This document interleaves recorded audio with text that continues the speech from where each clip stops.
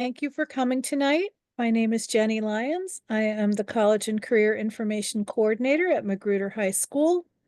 It is my pleasure to introduce Bethany Hubert from Going Merry, and she has some excellent, valuable information that I know we are all eager to hear. I myself am the parent of a senior this year, so I am as interested in this material as you are, and since we do have a small group, I do encourage you to, um, put questions in the chat, of course, but even just go ahead and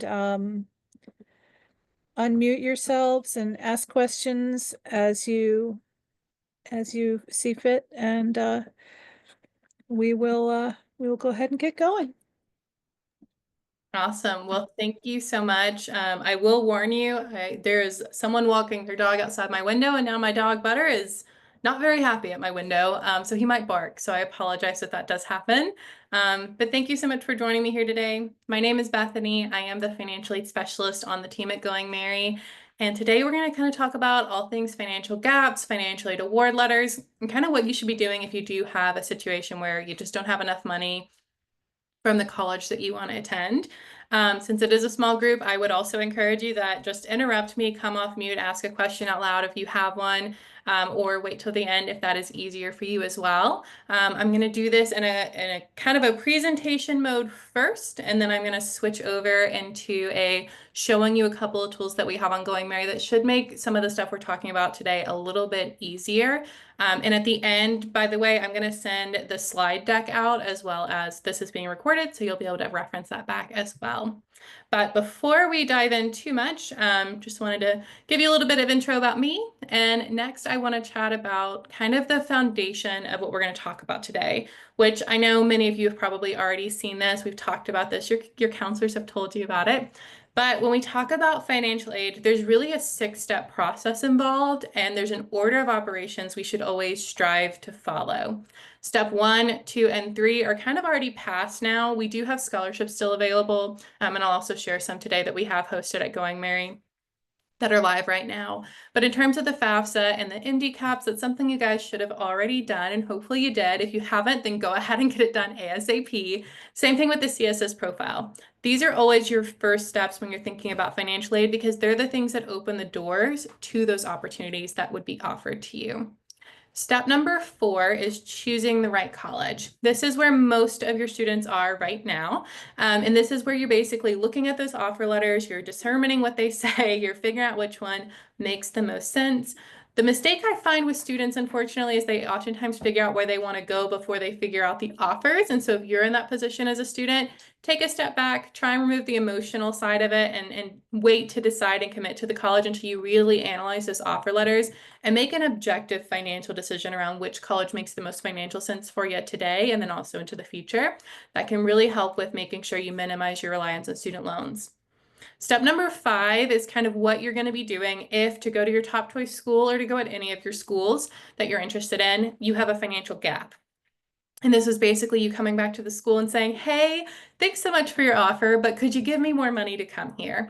It's a really great option for you, especially if your financial circumstances have changed, or if you've got siblings in college, there's something the FAFSA didn't detect, or if you just got a better offer from another school. And we're going to talk through those scenarios in just a little bit and some best practices with appeal letters as well. Step number 6 is student loans. And there's some common mistakes I see here that can happen, primarily with parents. In step number 6, what we find sometimes is that parents have assumed their student wouldn't qualify for anything from the FAFSA because they think FAFSA equals the Pell Grant, which equals income restricted, which isn't necessarily the case. And so maybe they put off filing the FAFSA or they didn't have their student file it at all. And so now they've limited their options and opportunities available to them. And what can also happen in this is that you wouldn't have the option of federal student loans offered to your student either. So your only option if you do have a financial gap is to look at private student loans, which is not a good situation. We ideally want to look at all those other options first. The other thing I see here with student loans, and I'll talk about those more in just a little bit if you'd like, if you have any questions, happy to answer questions about those as well. But the common mistake here I see with parents and students is just not being on the same page, not having conversations. And some things I would really encourage you to talk to your student about is how much are you willing to co-sign for? Are you willing to co-sign at all? Those are things that oftentimes students make assumptions about, and that can be really difficult because then you can have a hard conversation at the last minute where you're telling your student, oh no, I'm not willing to do that, and they kind of assumed you were. Also talk to your student about how student loans are structured, how interest accumulates. Talk to them about what the average monthly payment would probably be when they graduate. I would also explain to them if you expect them to take over the payments when they graduate, or if you plan to pay them off for them, or you want some help with it. Have those conversations. It's really, really important. And it can also shape your students' willingness and appetite to take on those student loans, because they might be assuming that you're going to cover them all the way, and you're really hoping that they help out too. So just make sure you're getting on the same page there. And of course, step number 1, filing the FAFSA is something you should always do before you ever even look at those student loans as well. So now that we have that foundation, the next thing I want to talk about is financial gap and financial need. These are two terms commonly used in financial aid. It's kind of terms that I use quite a bit. And sometimes families will use them interchangeably, but they don't actually mean the same thing. So when we're talking about what's going on after you get your financial aid offer letters, we're probably looking at your financial gap, which is essentially the cost of attendance minus the aid you received. Now you'll notice in the description here, it's all financial aid, which includes gift aid like scholarships and grants, as well as work study programs and federal student loans, as well as private scholarships in many cases as well. So that's going to give you your financial gap. Financial need is a little bit different. Most colleges are going to determine your financial need and then decide how much aid they're going to offer you. So it's actually kind of the step you get to before you look at your financial gap. And the way financial need is calculated is cost of attendance minus your student aid index, which you get from your FAFSA. So what we find a lot of times is students don't realize that that's kind of the first step is student aid index or cost of attendance minus student aid index. And then that leads to the amount of aid you received, and then that leads you to what your financial gap would be. There is one more term here that I don't have defined, but it's unmet financial need, which kind of combines these two topics. And most of the time when you're talking about an appeal, you're either talking about a financial gap or unmet financial need. Now, unmet financial need is going to be the cost of attendance minus your student aid index minus the gift aid or any aid that you received rather. So what this means is that if you had a cost of attendance of $100,000 and you had a student aid index of 5,000, and then you received 50,000 in financial aid, whether that's scholarships, grants, work study, student loans, then you're going to be left with a situation where you have unmet financial need of $45,000. This is really where you can oftentimes appeal and get the college to consider offering you more need-based aid or be a little bit more generous with their merit-based aid as well. That said, if you do have a financial gap, so after your aid, you have a gap, you can still come back to the college and ask them for that aid. But all these terms mean slightly different things, so it can get really confusing if you're not familiar with them. So I always recommend to kind of orient yourself with those terminology points first and then chat with financial aid offices. That way you have a better understanding of what they mean when they say the terms they do, because they really do have universal definitions when we talk about them in a financial aid office setting. Now, the next thing I want to talk about is we understand financial gap, we understand financial need, we understand unmet need. How do we actually read these award letters and what should we be looking out for? And what I'm going to do, bear with me while I move the chat and the participant thing, hopefully, oh, that lost my share. Okay, hang on. Oh, Chrome shut down. That's what happened. Bear with me while I get Chrome to come back up. Thinking about it for me.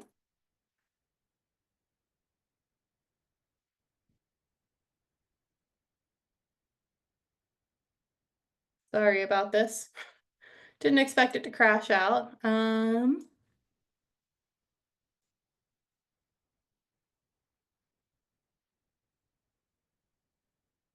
now it's not letting me select my screen.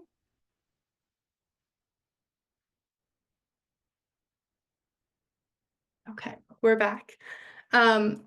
The next thing I want to bring up, though, is this financial aid offer letter. And I'm going to share this example out with the counselors and everything afterwards, because I know it can be hard to read with the screen sharing, but I'll try and zoom in because I want to talk through what we should be looking at in these financial aid offer letters. The first thing I will tell you is that terminology is probably not going to be consistent. Neither is the format, which can be really difficult and make these really hard to read. And I would really strongly discourage you from looking at the starting number, that cost of attendance, and then the ending number, which is going to be your net cost. Oftentimes with students, especially, what I see is they look at the start and the end, and then they don't necessarily look at the in between and like where all of that aid has come from. And so they tend to accept student loans that they don't realize that they're accepting, which is not ideal either. Now, some things I would call out in this specific example letter, and again, you probably have received financial aid offer letters that look nothing like this. Maybe you received some that do look like this. But if you look on it, it should list out your student aid index, and that's kind of your starting point that you want to look for. Now, this is going to tell you, are you eligible for a federal Pell Grant? And the reason why I'm calling that out is because I actually recently saw a student's financial aid offer letter where they had a negative 1,500 student aid index, but something happened and they weren't offered the Pell Grant at all. So if you do see a student aid index of under 7,000, and that should be a clue to you that you should be receiving some Pell Grant, and to just double check with your financial aid office. That was just a glitch. They got it fixed. It was no big deal. But that's always a good indicator that if you do have a negative student aid index, you do have a zero student aid index, you should receive the max Pell Grant, and that should tell you if you're eligible for that. And then from there, if you have a student aid index that's 100,000, that's going to tell you that you're not going to qualify for much need-based aid. But I'm going to say now, double check that just to make sure, since I did have that experience this year. The other thing I would look at on here is how the school is calculating their cost of attendance. And I'll actually scroll down here so we can look at this one here. Now that cost of attendance has a standardized definition, this should all calculate out the same, but it, again, might be formatted differently, making it really hard to make an apples to apples comparison of your offer letters. So some colleges might just give you a whole package cost of attendance number. Others might break it down. They might break it down into multiple categories, and that makes it really hard, I find, sometimes for students to understand which college is more expensive, which college gave me the better offer. So do double check for that.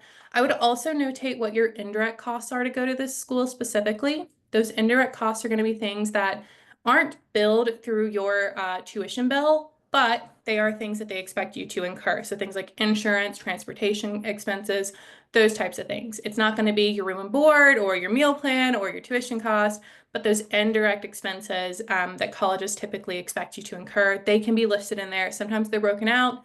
Notate which ones you think you're going to incur and include that in the cost of attendance whenever you're looking at it if it is broken out. The other thing I would highlight here is to look at your award section.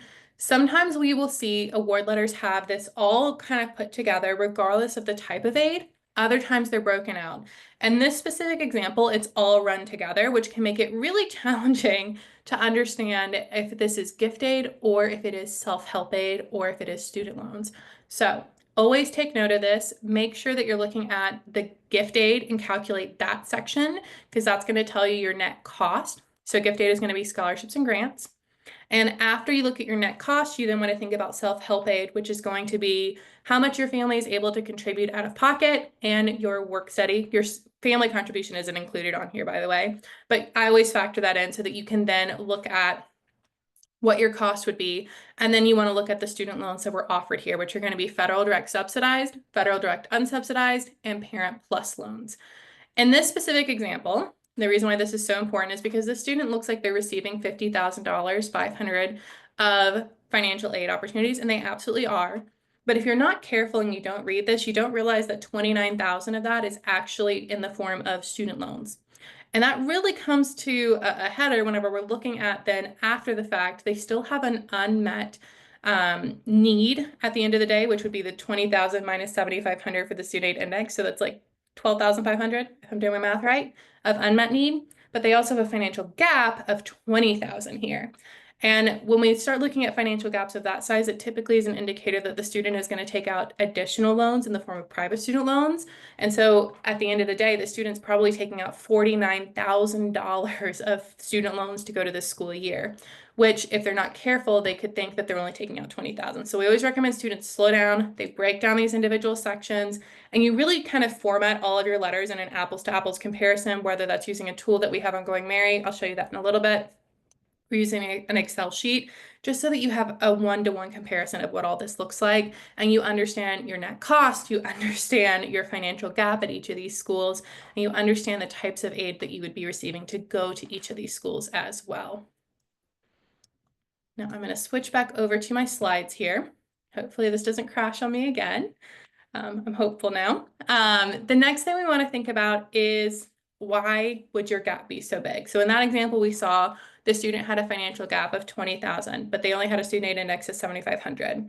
The reality is that the student aid index is not an out-of-pocket estimate. It doesn't tell you anything about what you're going to have to pay for college. It's nothing like that. That was a really common misconception that changing the name to student aid index, it was meant to address, but we still see that misconception existing. The reality is, though, that the way you figure out how much aid you'll receive is by this filling out the FAFSA. Then the school looks at your student aid index. They calculate how much aid they're going to send out to you, and then they provide it to you. What can happen is that a lot of families will assume that their school is what we call meets needs universities, or they promise to cover 100% of financial need, but that's not actually the case. And the vast majority of colleges are not meets needs universities. I'm going to pause here because I saw someone came off of mute. Did someone have a question?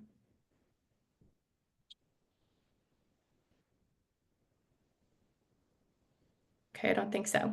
There is a question in the chat. Actually, it says, I just received an email from one of the schools that my son was accepted into mentioning that he hasn't submitted his CSS profile. So the question is, how do they do that? Yeah, I can pull up the link. See if I can, I'll have to pull it up in just a little bit, but you would go to the CSS profile site and you would fill that out and you would want to get it sent over as soon as possible. Note that if you have to do a CSS profile for your school, you might have to do multiple CSS profiles. It's not like the FAFSA, there is a charge associated with it to file it, and you have to file it for each individual school. So not all schools require it, but the ones that do, you have to do it in addition to the FAFSA.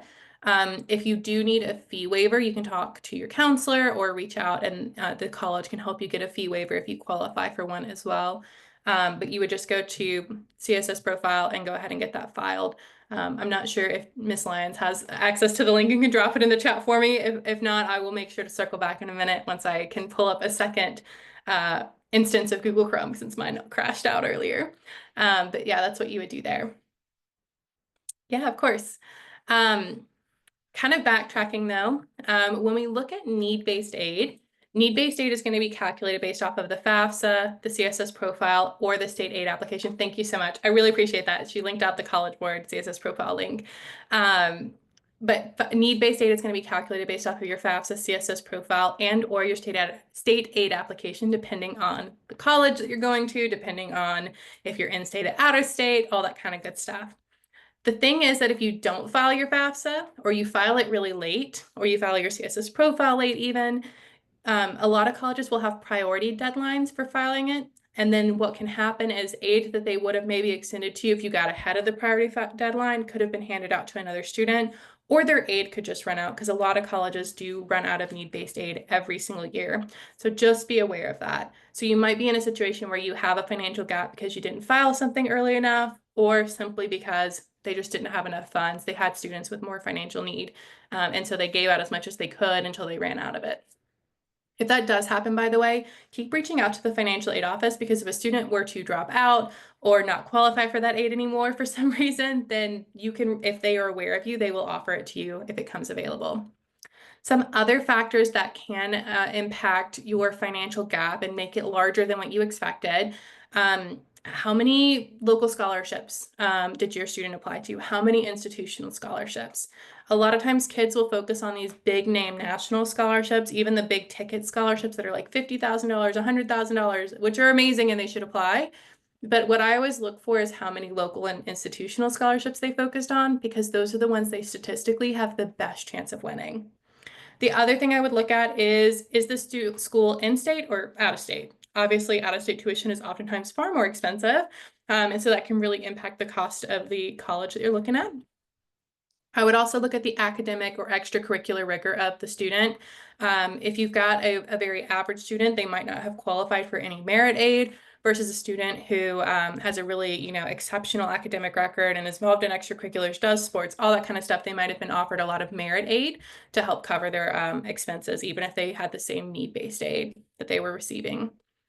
The other thing is looking at the college policy. Some colleges are what we call meets needs, which means if you have financial need, they will cover 100% of the cost of that. Some colleges that are meets needs are meets needs without loans. Others are not. Some will be meets needs as long as you're under a certain income threshold. Those types of things are really important to understand, especially when you're in the application stage. But it's really helpful to look at as well now, once you're looking at those offer letters and questioning why this gap might be the way it is. I would also look at their policy on merit aid. Not all colleges offer merit aid. Some colleges only offer merit aid. So those are things you want to look at as well. And then you really also want to look at, is this college accepting scholarship stacking, which means if you got an external scholarship and you wanted to use it at that school, it would stack on top of their aid and not lower their offer of aid, of the institutional aid, that they would add it to your package. The other thing is changes in your family or financial circumstances. This is a big one. If your circumstances as a family, you got divorced, there was a loss in the family, you had really high medical expenses, you've got siblings in college at the same time, anything like that, take a look, because the FAFSA is based off of 2023, and obviously 2024 is more recent. The college can look at that and consider it and change their financial aid offer as well. I saw there were questions submitted, so I'm going to pause here really quickly. Do, do, do, do. Ms. Lyons said she put herself through college on small scholarships between $500 and $3,000. There's a lot less competition for those, and that is absolutely true. It's very, very rare for you to find full ride scholarships. They make up less than 0.2% of all scholarships. So they're very rare. And most students who receive financial aid, they're receiving lots of different awards and not just one singular award. So it's good to focus on those. Is there information on where those types of scholarships can be found? When you search online, it can be overwhelming. Absolutely, and I'll show you that on Going Merry, how you can do that. Every scholarship site's going to be a little different in how they do things, but something that does scholarship matching can be really beneficial, especially a site like Going Merry, where we list local scholarships, we highlight them for you to make them easier to find. And then for college specific, the best place you can go is actually the college website. And I always recommend reaching out to the financial aid office, the departmental office for the student. So if they want to be like a business major, calling up the business school and saying, hey, do y'all have any scholarships y'all offer specifically? How do y'all do your applications? And then also reaching out to the admissions office. Every college does their scholarships differently, and so some will tie them to your admissions applications. Other ones are going to say you have to apply for them separately, but it's a singular application, and then others are going to say every individual scholarship is different, so you got to be able to do that, and sometimes there's just a combination of it. So talking to all of them can be really helpful for just getting you on the right track there. And with local scholarships, also Montgomery County Public Schools has a list of local scholarships available, and I'll grab that for you as well. But that's a really great place to start. Or you can just like Google Montgomery County Public School scholarships, and it'll pull up the page, and you can go to those applications as well. Hope that helps. All right. So the next question I want to answer here, and this is going to be before I hop off and actually show you some of the tools we have on Going Merry to kind of answer some of these questions that you might have. Thank you so much for linking that again.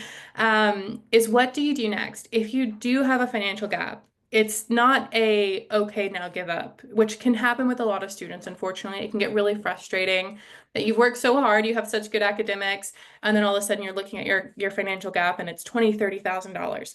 That doesn't mean give up, because you can do different things. The one thing I would call out first is identify when you need to pay your deposit by. If you are really set in stone of going to that school, know when you need to pay the deposit by and make sure you pay it 3 to 5 days in advance of that deadline. The reason why I say that is because if you're doing like a a bank transfer, sometimes that can take a while, or if you're requesting funds from a 529 plan or an educational savings plan, those take some time to get out. And if you're a student trying to figure out where you're going to go, who your roommate is, how you're going to be able to pick your dorm, you have to oftentimes pay the deposit to do that kind of stuff. So make sure you've taken care of that.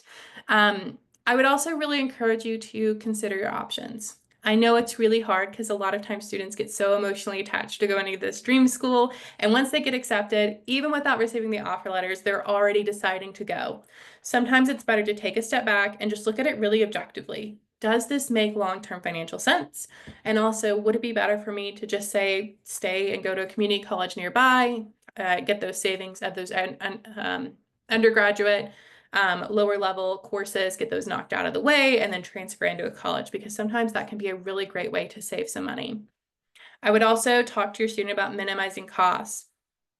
Look at the dorms. Can they stay in a lower cost dorm on campus? I know with my scenario, my husband's dorm was like $10,000 a year and mine was $5,000 at the same exact school, just on opposite ends of the campus. So my traditional dorm was way more cost effective and it made college way more manageable for me.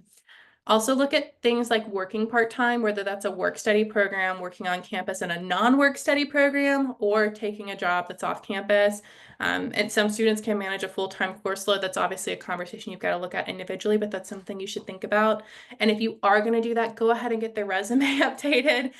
Talk to your student, if you haven't yet, about a professional personal email. That is a first.lastname@gmail.com style email, because as someone that looks at scholarship applications, I see some really interesting email addresses that pop up. And when you're looking at job applications or scholarship applications, you want to just be mindful of that and make sure they're really generic. First dot last name, first initial last name, that kind of thing is the right kind of setup. So make sure you talk to your student about that. It's just kind of a tangent.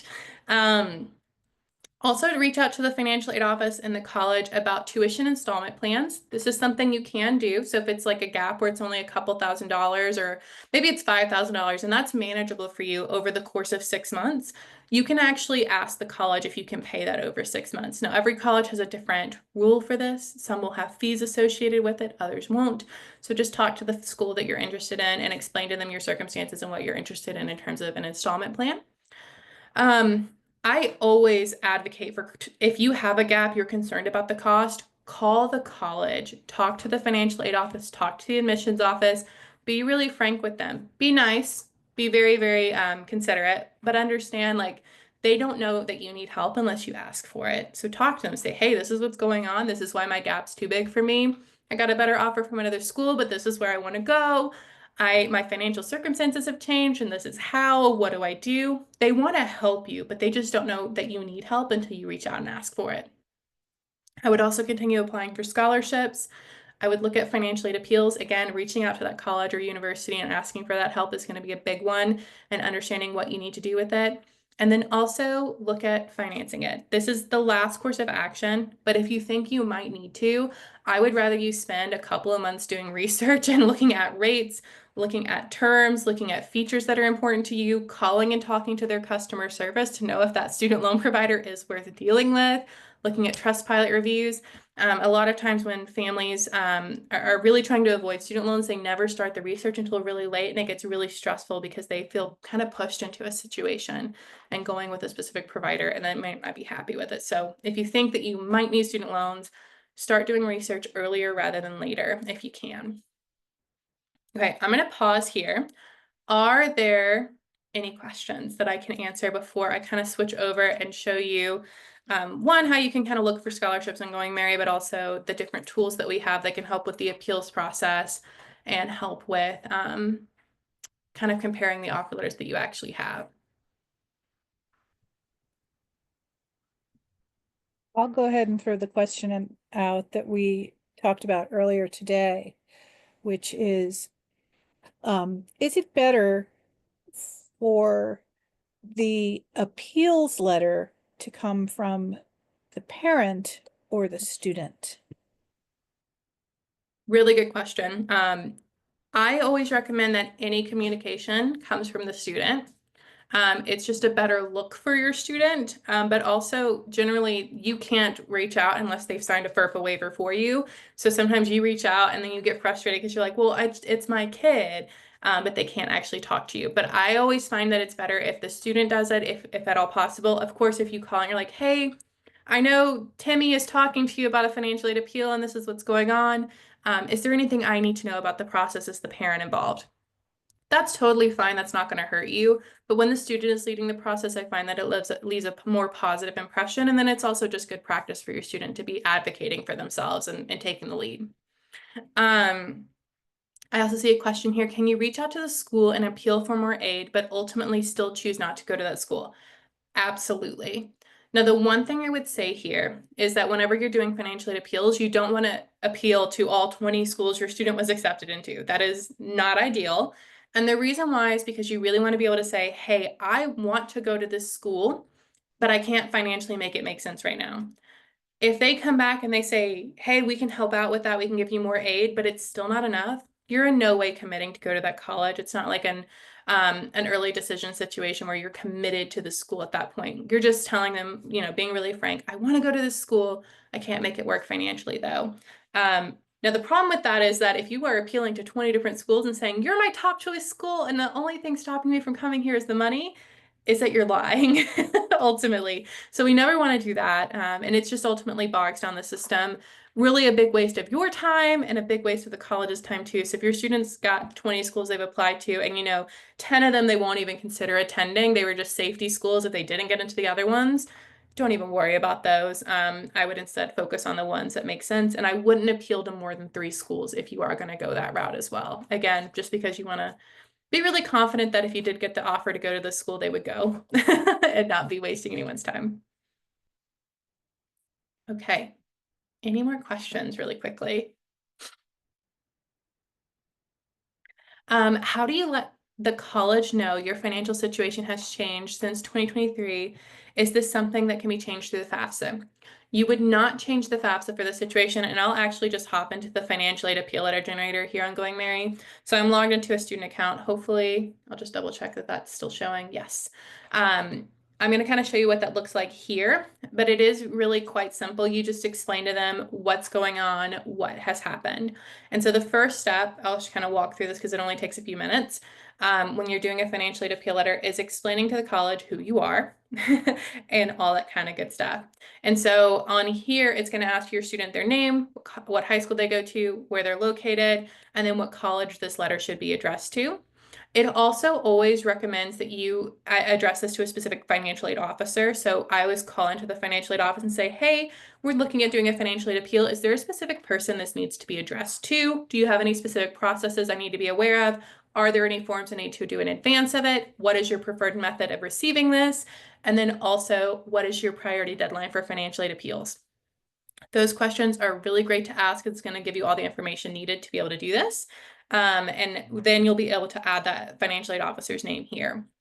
The other thing you can do on the financial aid appeal letter generator is actually plug in numbers. So if you're in a situation where your student has like a $10,000 gap, but you can cover 5,000 of it and you really just need them to give you 5,000 and they can go, you can actually call that out. It can speed up your response rate, and in some cases it can make you more successful at getting that appeal.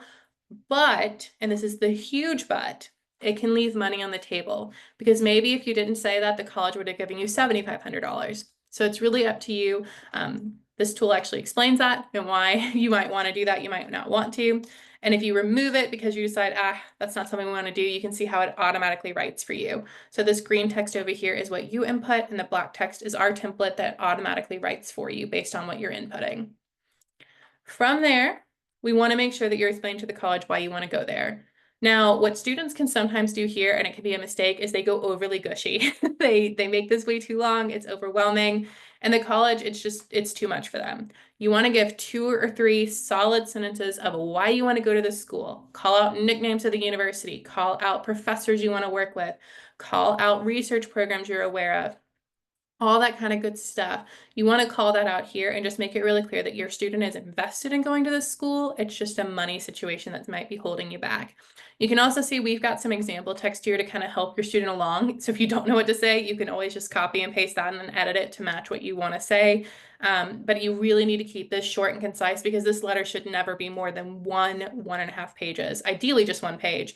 But obviously, sometimes it goes a little bit long because you've got some complex situations. But short, concise, really clear, really direct is the goal here. What I would avoid doing, by the way, is saying things like, I really want to go to school in Boston. And you'll note kind of the question that Ms. Lyons asked earlier. This letter is addressed from the student to the college. And that's kind of how we always recommend you structure it.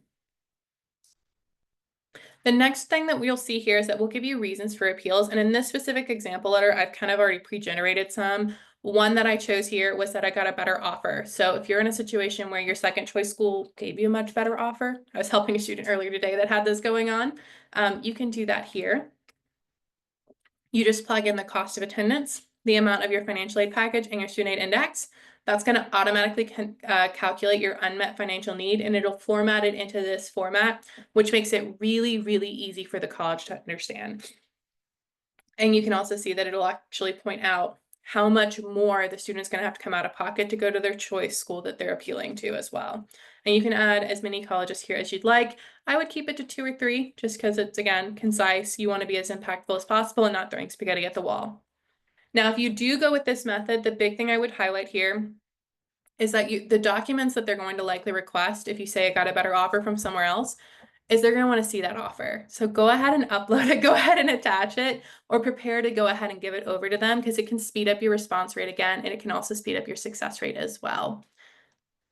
The next one I'm going to show here is that family had a lower income. So this might be a situation that applies to you guys. Maybe you're a freelance artist, or someone lost their job, or for some reason your income lowered other than that. You can select I have a lower family income, and we give a few different reasons. You can see parent lost job, freelance, or just not listed here. This example, I chose that the parent lost their job. Again, you can see an example text is provided. But you can always reach out to us and we'll help you draft this as well. We're always happy to help.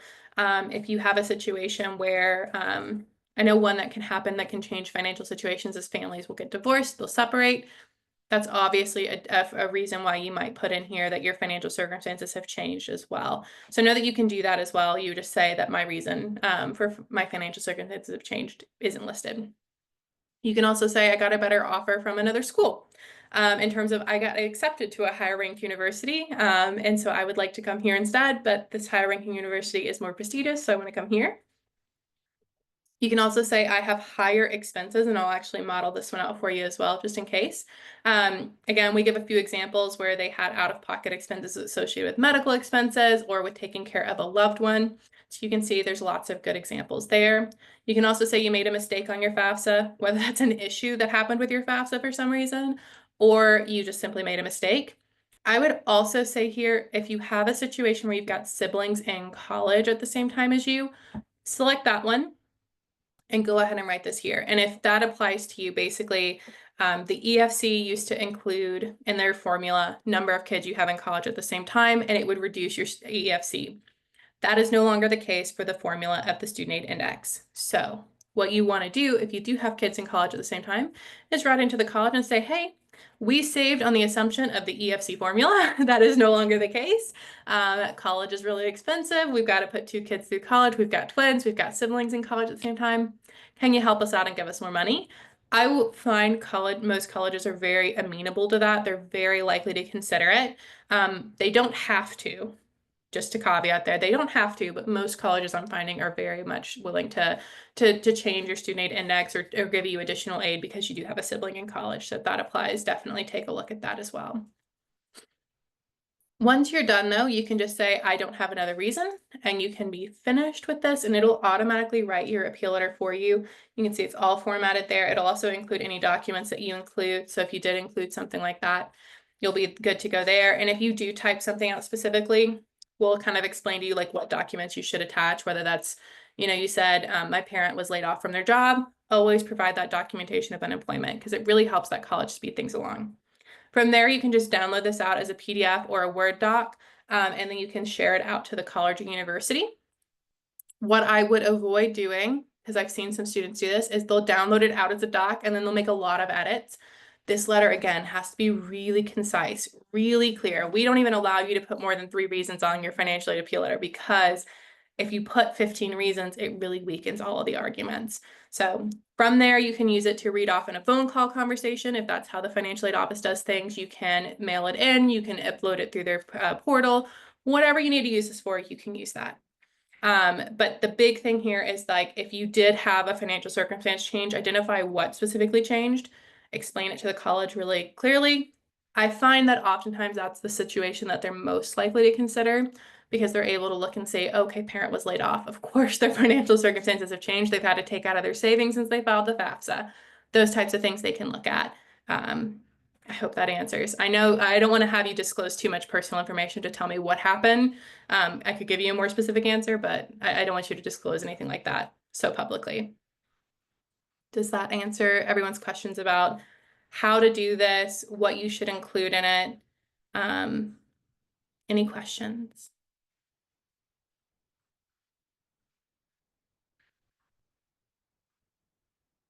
Okay, I'm gonna take that as a no. You can also use a just regular old template. There are a lot of them online. We also provide a regular one too, and I can share that out to Ms. Lyon. So if that's a format that you're more comfortable with, feel free to use that as well. The nice thing about this is it just kind of prevents you from making any mistakes and keeps your letter really concise for you. And if you did have any questions, you can always send your letter to us and we'll kind of proofread it and tell you like what we think. We do that every year, so let us know if we can help with that as well. Kind of backtracking now to the scholarship question that was asked earlier, is like, where do I find all these scholarships? Thankfully, Ms. Lyons linked out to the Montgomery County Public Schools scholarships, and then also to the Magruder scholarships page. And then obviously you can always reach out to your CCICs at your individual schools and they'll be able to point you in the right direction as well. The other thing you want to look for is sites like Going Merry, which we vet every scholarship, so there's no scholarship scams. And we also match them to your students, so it can save them a ton of time. We also feature local scholarships on here. So to find the local scholarships, I always say open up your filters and turn on your local scholarships only and hit apply. And then apply to these opportunities first, because these are the ones you have the best chance of winning. So knock them out first. They're the ones that you really need to focus on.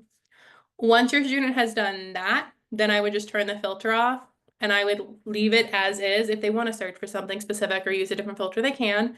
But the way this is set up is that it's going to put the best matches and their next upcoming due dates to the top so they know what to prioritize. And what you'll see on this is that they're going to be able to see the award amount, the deadline, about how long it's taking the average student to complete the application, and the number of recipients. They'll also see their match score. And in this case, it's a 75% match. That clues me in to that this scholarship provider has a unique requirement that's not asked for in the student's profile. So we ask things like, what's your graduation date? What's your city and state? What's your GPA? Those really common questions, but they can ask anything they want in a scholarship application. And so in this case, they're asking for a lot of miscellaneous documents. And so if we click in here, we can see they want a picture, video, or media showing your leadership in action. We can't ask for that in the profile, but if your student knows that they can do that or they already have that, they can say, save this for later, or they can filter it out. Your students can also do this all from their phone, which I find keeps them engaged longer. So I would really recommend they download the app. They can also swipe left and swipe right on the scholarships to save them for later, to go ahead and start the application, which can be really engaging for them too, because a lot of times with scholarships, it's just hard to stay engaged. It's time consuming and all that kind of good stuff. The other thing that's in here is the Your Scholarships button. When you come in here, it'll help you keep track of the different applications you have going on. Now, the big thing I would say here that's helpful for students is that you can change the status. So if you know that you submitted this application, mark it as submitted. If you know you won it or you didn't win it, mark that. And the reason why that's helpful is because Going Merry hosts scholarships directly, meaning we work with the scholarship provider. So they use our software to manage their program. But that's not always the case. Sometimes we're telling you about the Coca-Cola scholarship and then we're sending you to Coca-Cola's site because that's where they host their scholarship. We just want to make sure that you know that it's a legitimate opportunity and where to go for it and that you're going to the right place. So what you'd want to do after that is come in here and mark that you've completed it. And then what I find a lot of times, because most scholarship providers take about 4 to 6 months to tell a student they won, students will forget they've applied to things, or they will kind of not be tracking when those notifications come through. And most scholarship providers only tell you if you won, which again is really discouraging. It's really frustrating, and students end up feeling ghosted and like this was all a waste of their time. And it wasn't. It's just a matter of sometimes keeping track of all those things and knowing what opportunities are still out there, especially if you're trying to close a gap and you're coming in here and you're looking at all these scholarships that you don't really remember that you applied for 6 months ago. And you're like, oh, did I actually submit that application or did I just leave it in draft mode? I don't remember. Did they already select their winner? Was I the person? Did I get that email notification or not? It kind of helps them keep track of all that stuff. And help them do that. Now, if it is a scholarship that we manage, it will automatically move into their results tab. It'll also automatically tell them if they won, it'll tell them if the scholarship provider is still accepting applications, all that kind of good stuff. So that helps a lot as well. The last place I would really recommend that your student look is on the college specific sites. And let me see if I can pull up a tab really quick and show you an example. So I always use Culverhouse School of Business because I was an Alabama graduate. I always look for, if I want to go for scholarships at the University of Alabama and I want to be a business major, I wouldn't look up University of Alabama scholarships. Instead, I would look up Culverhouse School of Business scholarships. And the reason why is because those scholarships are, again, more tailored to you, more tailored to your student, fewer students qualify, and this can really help you find those scholarships that are really specific and have fewer applicants. So you can see the Culverhouse School of Business awards 355 scholarships worth about $2 million, which is really incredible. And you can go scroll through these opportunities and look at these. You'll also oftentimes find that they'll have specifically freshman scholarships, but then current undergraduate students, and then also additional scholarships that will be offered to like graduate students and stuff. So if you have a student that has a gap in their second year of college, they can always come in here and look for more opportunities. I would also reach out to the financial aid office and the admissions office because sometimes they will know some more of those as well. And Ms. Lyons just linked a spreadsheet of institutional department scholarships to flag out to you guys as well. So there's that too. But I always use this one because I went to UA, so I know where their scholarships are located off the top of my head. Okay, I'm going to pause here. Any questions? And please feel free to come off of mute, ask out loud, or just drop it in the chat. I know this is a ton of information and it can be really overwhelming as well.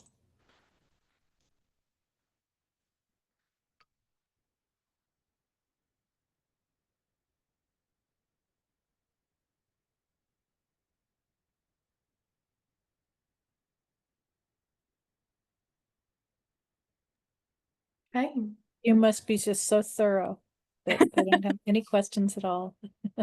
that's okay. I'll also drop my email in here just in case someone has a question later. I know sometimes it's easier to not ask it out loud and in this kind of a format. I'll also go grab our scholarship that we have. It's the Advocate for Your Future Scholarship. So if you do end up having your students submit a financial aid appeal, cool thing about this scholarship is it also makes them eligible for an additional scholarship from us instead. So feel free to fill out that application too. Makes it really easy for your kids to find more opportunities. All right. I guess what I'll do from here is just in case you don't have an account, if you're curious, if you want to get your students set up, I'll leave that QR code and then I'll just kind of hang out here just until, just in case there's any more questions. Ms. Lyons, did you have anything? I don't think so. I feel like this was very, very thorough. And yeah, again, I do encourage you all to, if you don't already, get to know the person in the Career Center at your student's school. And, these are really very, very knowledgeable, helpful people. I know them all. They're great.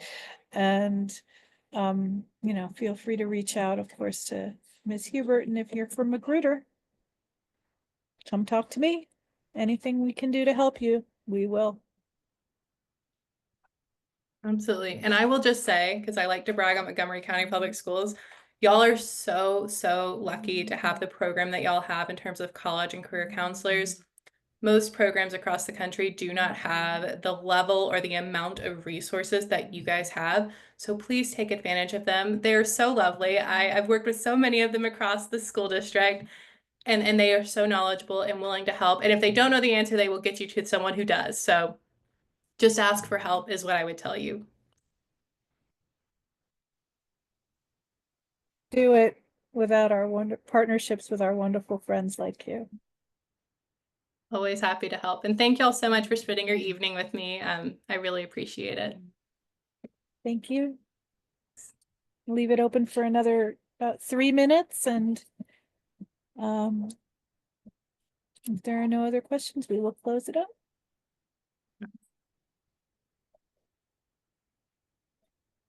Sorry if you can hear my dogs being maniacs in the background. Okay. Mine are snoring at my feet. So. Aww. Mine were treating my very, very small living room like a playground. So, yes, it says just to confirm you'll send details out like the templates. Yes, will you send that to me? And then, yes. Yes. So then if anyone who was registered for this meeting will receive the resources.